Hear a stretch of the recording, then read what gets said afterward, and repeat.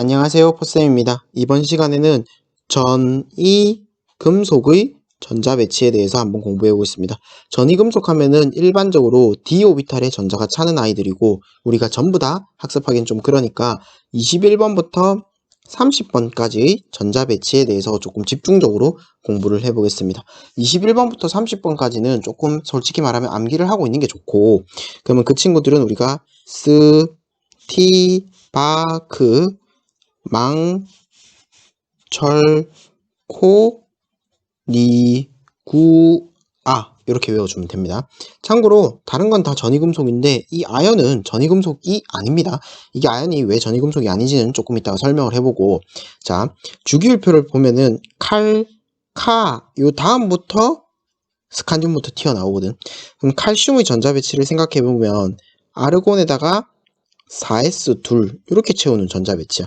그럼 그 다음부터 스티바크 망철코 니구아 가니까 3d 오비탈의 전자가 차게 된대. 우리가 전자 배치를 채울 때 1s가 있고 2s, 2p가 있고 3s, 3p가 있고 3d가 있고 4s가 있어. 그럼 이때 우리가 어떻게 했지? 밑에서부터 쌓음이 원리면 이렇게 대각선으로 쌓았지. 그러면 3p 다음에 4s 채우고 3d를 차는 거 생각을 해주면 됩니다. 참고로 30번까지는 이 규칙이 거의 그러니까 정확하게 맞습니다. 30번 이후부터는 이런 시어도 가끔씩 틀릴 때도 있습니다.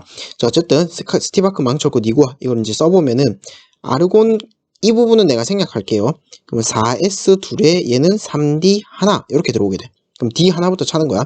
그러면 4s 둘에 3d 둘 이렇게 차는 거야. 얘는 4s 둘에 3d 3 이렇게 차고, 이 친구만 별표 쳐놓고 꼭 암기를 잘 해주세요.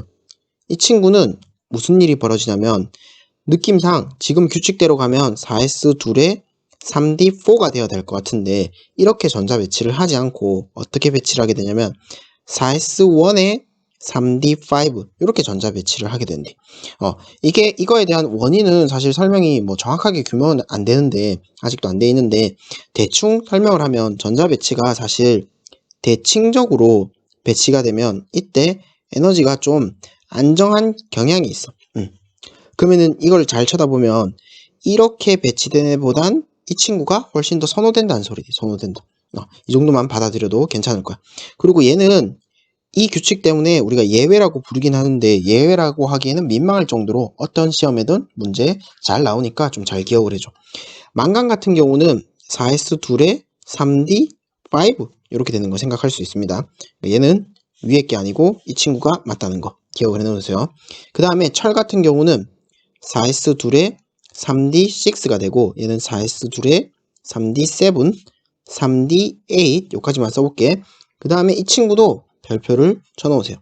이 친구 같은 경우는 어떻게 배치가 되냐니까 지금 느낌상 배치를 해보면 4s 둘에 3d 9가 될 것 같은데 얘도 마찬가지로 이렇게 배치를 안 하고 스핀이란다. 대칭을 형성하기 위해서 3d 10 이 모양으로 배치가 되게 되는 거지. 얘도 예외지. 얘도 예외인데 하도 많이 나오니까 꼭 기억을 해 놓으세요.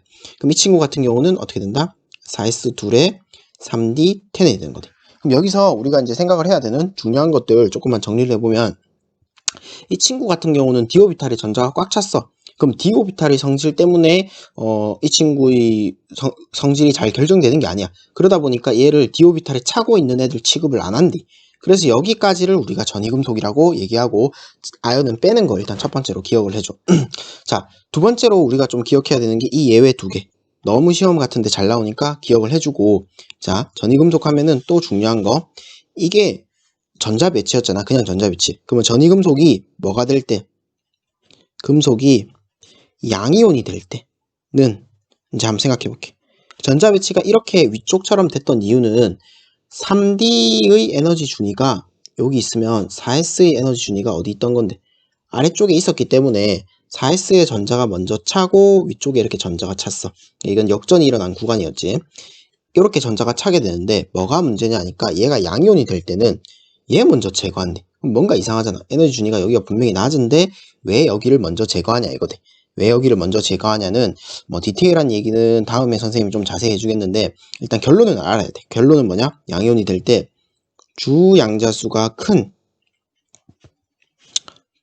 누구 먼저? 4s 먼저 뭐 한다? 전자를 제거한다 이 소리지. 그럼 예를 들어서 내가 뭐 티타늄 2+다 이런 친구를 전자 배치하게 되면 원래 티타늄은 아르곤의 4s2 3d 2겠지. 3d2.